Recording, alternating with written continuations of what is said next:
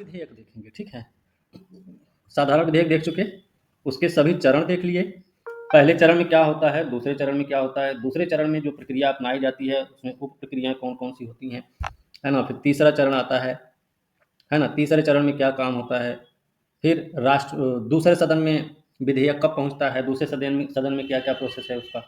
फिर हम उसके बाद अपना देख लेते हैं राष्ट्रपति द्वारा उसको स्वीकृति देने वाला मामला आता है, जो कि अंतिम चरण होता है ना। तो आज हम सब धन विधेयक पर बात करेंगे।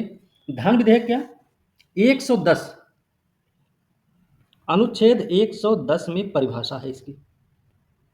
सर ये तो लिखना है। ठीक है, हाँ लिख भी सकते हैं। अनुच्छेद 110 में परिभाषा है। क्या बताया गया कि कोई भी विधेयक, धन विधेयक कब होगा, जब उसमें कुछ ऐसे उपबंध शामिल होंगे। उपबंध क्या है, उपबंध में एक तो ये है, अगर मान लीजिए कर का अधिरोपण है उसमें, नहीं लिखोगे तब भी काम चलेगा। कर का अधिरोपण,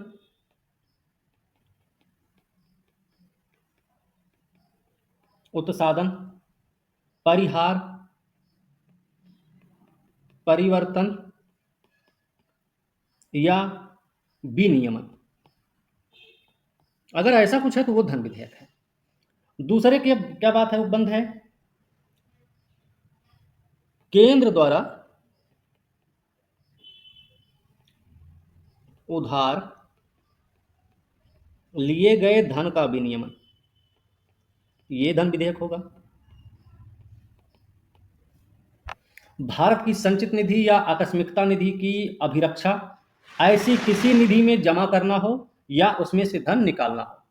मतलब भारत की संचित निधि या आकस्मिकता निधि में धन जमा करना और धन निकालना भी क्या है, धन विधेयक में आता है। भारत की संचित निधि से धन का विनियोग करना भी धन विधेयक में आएगा। भारत की संचित निधि पर भारत किसी व्यय की उद्घोषणा की जाए या ऐसे किसी व्यय की राशि में वृद्धि हो तो वो भी धन विधेयक में आएगा। भारत की संचित निधि या लोकलेखे में किसी प्रकार के धन की प्राप्ति, अभिरक्षा या उनसे व्यय या उनका केंद्र और राज्य की निधियों का लेखा परीक्षण करना है तो वो उसमें शामिल हो गए धन विधेयक में। ठीक है, अगर मान लीजिए ये तो हो गया धन विधेयक, विधेयक ऐसे होंगे जो धन विधेयक होंगे। अब कुछ ऐसे भी विधेयक होंगे जो धन विधेयक नहीं होंगे, कुछ कारण बस वो धन विधेयक नहीं माने जाएंगे। जो धन विधेयक नहीं है वो कौन कौन ऐसे हैं, उसमें देखेंगे तो जैसे जुर्माना या अन्य धनीय शास्तियों का अधिरोपण अगर होता है तो वो धन विधेयक में नहीं आता है। अनुज्ञप्ति के लिए फीस या की गई सेवा के लिए फीस की मांग करना अगर की जाती है विधेयक के माध्यम से तो वो भी धन विधेयक में नहीं आता है। किसी स्थानीय प्राधिकारी निकाय के द्वारा स्थानीय प्रयोजन के लिए किसी कर के अधिरोपण, उत्सादन, परिहार, परिवर्तन, विनियमन का उपबंध भी धन विधेयक में नहीं आता है। स्थानीय प्राधिकारी या निकाय द्वारा अगर ऐसा कुछ किया जाता है किसी स्थानीय प्रयोजन के लिए तो वो धन विधेयक में नहीं आता है। ठीक है, अब यहां पे सवाल है कि साधारण विधेयक और धन विधेयक में अंतर क्या है। अगर हम साधारण विधेयक और धन विधेयक में अंतर देखें, ये लिख लीजिएगा। तो साधारण विधेयक क्या हुआ, ये जो साधारण विधेयक है ना किसी भी सदन में पूरा स्थापित किया जा सकता है, पूरा स्थापित किया जा सकता है। ठीक है, लेकिन जो धन विधेयक है वो सिर्फ लोकसभा में, ये अंतर है, सिर्फ लोकसभा में। ठीक है, इसे मंत्री या गैर सरकारी सदस्य द्वारा पेश किया जाता है और धन विधेयक सिर्फ मंत्री द्वारा, सिर्फ मंत्री द्वारा पेश होता है। ठीक है, तीसरा क्या अंतर है, बिना राष्ट्रपति की संस्तुति के प्रस्तुत हो सकता है, बिना राष्ट्रपति की संस्तुति के पूरा स्थापित किया जा सकता है। लेकिन धन विधेयक क्या है, राष्ट्रपति की संस्तुति के बाद, ठीक है, राष्ट्रपति की संस्तुति के बाद पूरा स्थापित होगा। मतलब क्या है कि धन विधेयक को राष्ट्रपति रोक नहीं सकते हैं, है ना। कारण क्या है कि पहले ही उनसे बातचीत हो गई थी, है ना। इस विधेयक को प्रस्तुत करने से पहले ही राष्ट्रपति से सलाह मशवरा कर लिया गया था, उनसे जांच पड़ताल, उनको उनसे भी विचार विमर्श हो गया था, ठीक है। याद रखना, साधारण विधेयक का क्या है, वो रोक भी सकते हैं, अस्वीकृति दे सकते हैं। बात समझे। चल, अगला क्या अंतर है। राज्यसभा क्या कर सकती है, राज्यसभा द्वारा संशोधित या अस्वीकृत किया जा सकता है। लेकिन जो धन विधेयक होता है उसमें, उसके मामले में राज्यसभा ना तो संशोधन कर सकती है, ना तो उसे अस्वीकृत कर सकती है, ठीक है। समझ गए। अगला अंतर क्या है, अगला अंतर है राज्यसभा साधारण विधेयक को अधिकतम 6 माह तक रोक सकती है, माह तक रोक सकती है। धन विधेयक के बारे में क्या है, ये सिर्फ 14 दिन के लिए रोक सकती है। अगर 14 दिन के अंदर अंदर इन्होंने अपना वो नहीं दिया तो क्या होगा, धन विधेयक पारित माना जाएगा, ठीक है। मतलब उसकी स्वीकृति मिल चुकी है, ऐसा मान लिया जाता है। अगला क्या अंतर है, अगर साधारण विधेयक की बात करें तो राज्यसभा में भेजने के लिए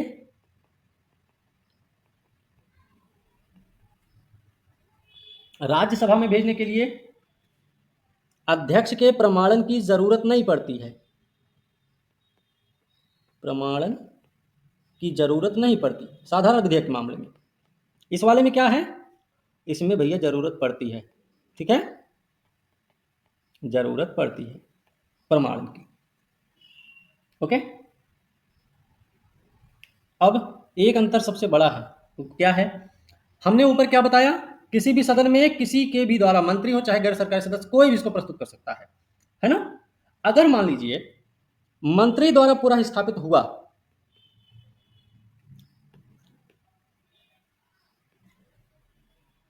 मंत्री द्वारा पूरा स्थापित हुआ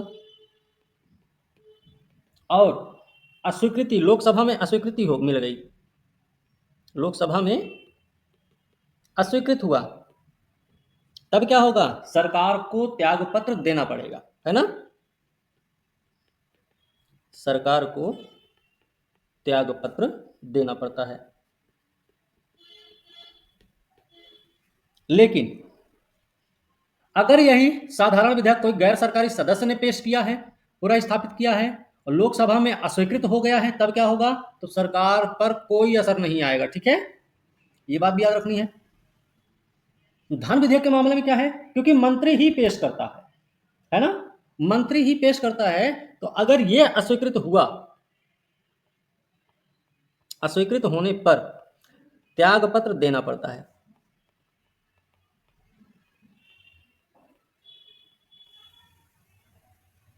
बात समझे, हो गया। यहां तक किसी को कोई दिक्कत है, ठीक है। अगला क्या अंतर है, अगला अंतर है, मान लीजिए, सॉरी, जैसे साधारण विधेयक के मामले में देखा जाए तो राष्ट्रपति क्या करेगा, राष्ट्रपति इसे अस्वीकृत कर सकता है, पारित कर सकता है, पुनर्विचार के लिए भेज सकता है।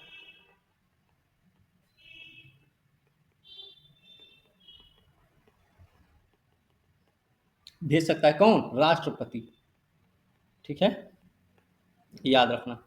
लेकिन इसमें क्या मामला है, धन विधेयक वाले में ये अस्वीकृत हो सकता है या पारित हो सकता है, लेकिन पुनर्विचार के लिए नहीं भेजा जा सकता, नहीं भेजा जा सकता, ठीक है। यहां तक कोई दिक्कत,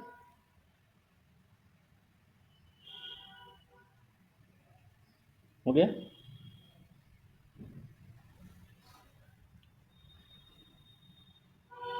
चलिए, अब हम वित्त विधेयक देखेंगे।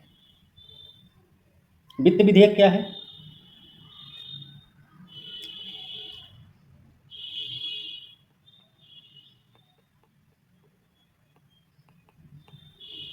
इसका वर्णन हुआ है अनुच्छेद 117 क्लॉज 1 में। 117 क्लॉज 1 में, ठीक है। और एक चीज और याद रखना, ये वित्त विधेयक 1 है। वित्त विधेयक 1 है ये। और एक और दूसरा अनुच्छेद है 117 क्लॉज 3, ये वित्त विधेयक 2 है,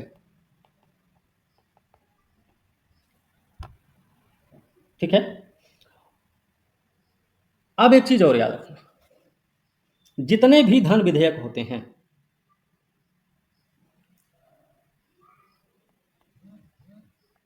सभी धन विधेयक वित्त विधेयक होते हैं। सभी धन विधेयक वित्त विधेयक होते हैं, लेकिन सभी वित्त विधेयक धन विधेयक नहीं होते हैं, ठीक है। ये लाइन भी याद रखने के लिए, लेकिन सभी वित्त विधेयक धन विधेयक नहीं होते, याद रखने के लिए। अब कौन से ऐसे धन विधेयक हैं जो वित्त विधेयक हैं, या कौन से ऐसे वित्त विधेयक हैं जो धन विधेयक हैं? हालांकि सभी धन विधेयक तो वित्त विधेयक हैं, लेकिन सभी वित्त विधेयक धन विधेयक नहीं है, लेकिन कुछ तो वित्त विधेयक होंगे जो धन विधेयक होंगे। तो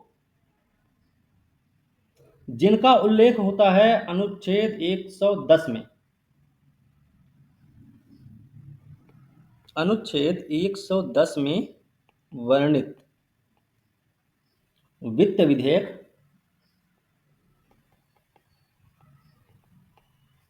धन विधेयक होते हैं, है ना। ये बात मान सकते हैं हम लोग, ठीक है।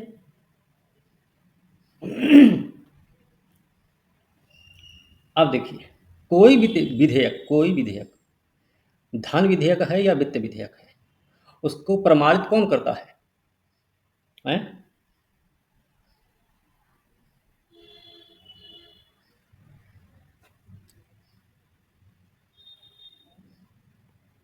धन विधेयक का प्रमाणीकरण, विधेयक का प्रमाणीकरण कौन करता है? लोकसभा अध्यक्ष, है ना। लोकसभा अध्यक्ष करता है। धन विधेयक का प्रमाणीकरण कौन करता है? तो लोकसभा अध्यक्ष करता है, ठीक है। अब यहां पर हम बात करेंगे वित्त विधेयक 1 की और वित्त विधेयक 2 की। अब वित्त विधेयक 1 क्या है? 1 अनुच्छेद कौन सा है? अनुच्छेद 117 क्लॉज 1 है, ठीक है। अनुच्छेद 117 क्लॉज 1 है। हमने क्या बताया? केवल वही वित्त विधेयक धन विधेयक होते हैं जिनका वर्णन अनुच्छेद 110 में किया गया है। तो ये जो वित्त विधेयक 1 है ना, इनका वर्णन होता है 110 में। इनका वर्णन आपको 110 में भी मिलेगा। ये धन विधेयक है, ठीक है। मतलब इसमें क्या है? अनुच्छेद 110 में वर्णित सभी मामले, मतलब यही आपका धन विधेयक होता है, ठीक है। समझ गए? ध्यान रखना।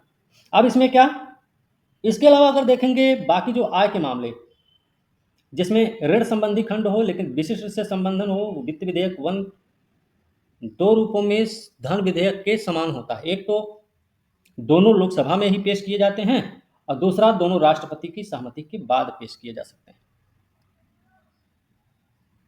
सर ये धन विधेयक का उसके बाद क्या लिखे? धन विधेयक का प्रमाणीकरण लिखें, ठीक है। मतलब क्या बोल सकते हैं हम लोग, ये जो है ना, दो रूप में धन विधेयक जैसा है। कौन से दो रूप हैं? पहला तो है लोकसभा में प्रस्तुति,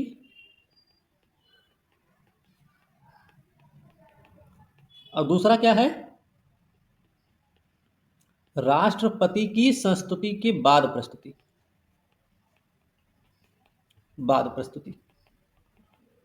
ठीक है, दो मामले क्लियर है। मतलब दो रूपों में जो धन विधेयक के जैसा वित्त विधेयक वन है वो ये दो रूप हैं, एक ये और एक ये। ठीक है, अब हम एक चीज और देख सकते हैं। अगर मान लीजिए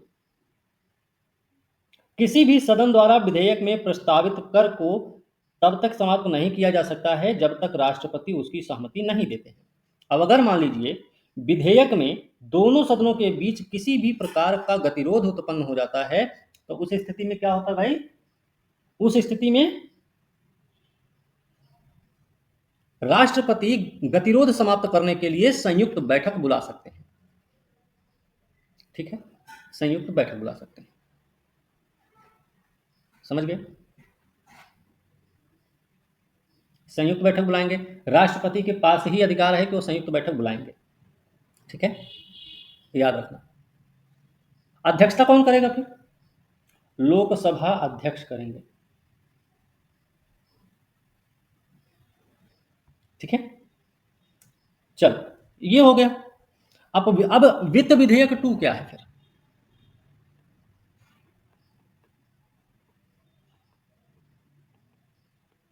अब ये क्या है,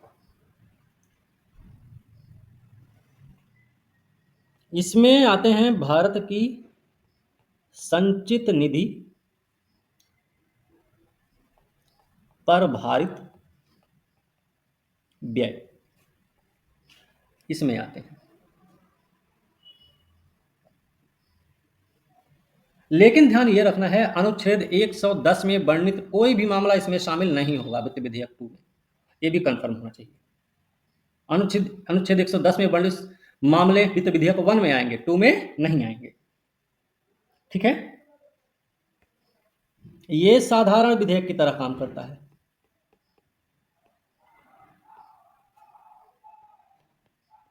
साधारण विधेयक की तरह है। ठीक है,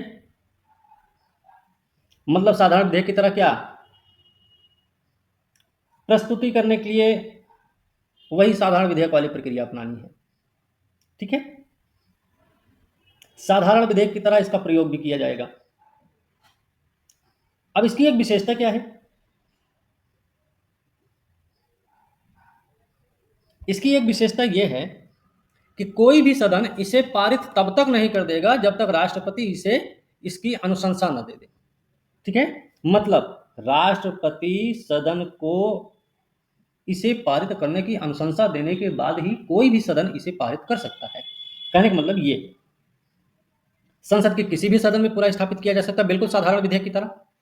अच्छा, साधारण विधेयक की तरह तो फिर कोई भी प्रस्तुत कर सकता है, बिल्कुल हो सकता है, हो सकता है ना। फिर तो जब साधारण विधेयक की तरह है तो प्रस्तुत करने के लिए राष्ट्रपति की सहमति की जरूरत नहीं है।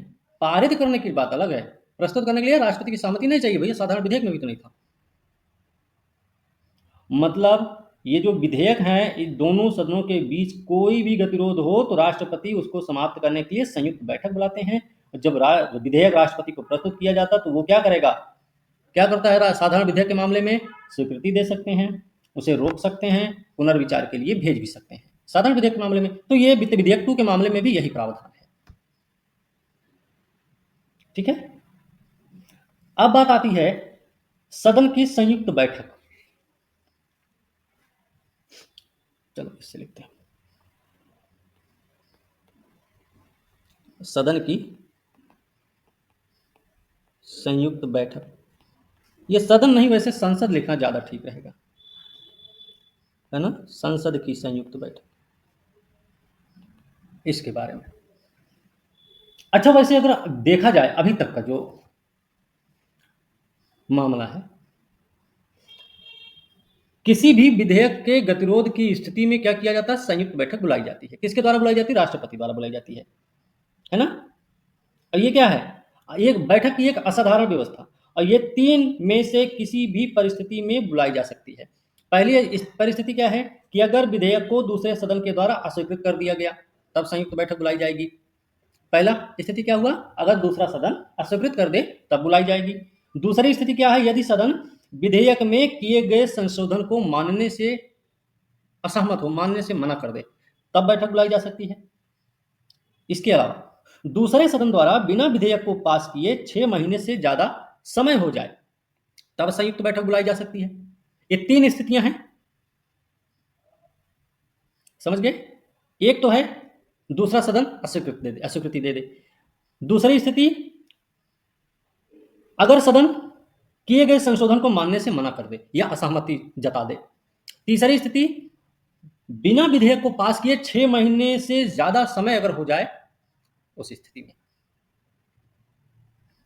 तब बुलाई जाएगी संयुक्त बैठक। संयुक्त बैठक साधारण विधेयक, वित्त विधेयक के मामले में ही आहूत होती है। हम कल मेरे ख्याल से हम आपको क्या बोले थे, साधारण विधेयक और संशोधन विधेयक ना, लेकिन नहीं, गलत बोल रहे थे। ये 2 स्थिति में संयुक्त बैठक होती, एक होती साधारण विधेयक की या फिर वित्त विधेयक की, है ना। यही 2 स्थितियां हैं, हो सकती है। अब एक चीज और याद रख लेना, धन विधेयक और संशोधन विधेयक के लिए ऐसा कोई प्रावधान नहीं किया गया है, ऐसी कोई व्यवस्था नहीं की गई है, लेकिन साधारण विधेयक, वित्त विधेयक के लिए संयुक्त बैठक का व्यवस्था हुआ है। अब धन विधेयक के लिए क्यों नहीं है, क्योंकि धन विधेयक संबंधी जो भी जितने भी कार्यक्रम होते हैं उसके लिए लोकसभा को क्या है, लोकसभा को पूरी की पूरी शक्तियां दे दी गई है ना। और संशोधन वाला विधेयक क्यों नहीं, क्योंकि संशोधन विधेयक ऐसा है कि प्रत्येक सदन के द्वारा उसको क्या करना होगा, अलग अलग पारित करना होता है। इसलिए इन दोनों मामलों में धन विधेयक, क्योंकि भैया लोकसभा के ही सर्वे सर्वा है तो इसलिए संयुक्त बैठक नहीं हो सकती। संशोधन विधेयक इसलिए नहीं बैठक हो सकती संयुक्त, क्योंकि दोनों सदनों में इसको अलग अलग पारित होना पड़ता है, इसलिए इसमें इस मामले में नहीं हो सकती। लेकिन साधारण विधेयक और वित्त विधेयक क्या है, दोनों में पास होना है, कोई अस्वीकृत कर सकता है, कोई संशोधन कर सकता है, संशोधन को कोई मानने से मना भी कर सकता है, राष्ट्रपति के पास भेजा जाएगा। नहीं भेजा गया, मान लीजिए दोनों सदन आपस में ही अपना कोई स्वीकार कर रहा, कोई संशोधन नहीं मान रहा है, उस स्थिति में संयुक्त बैठक बुलाई जाएगी।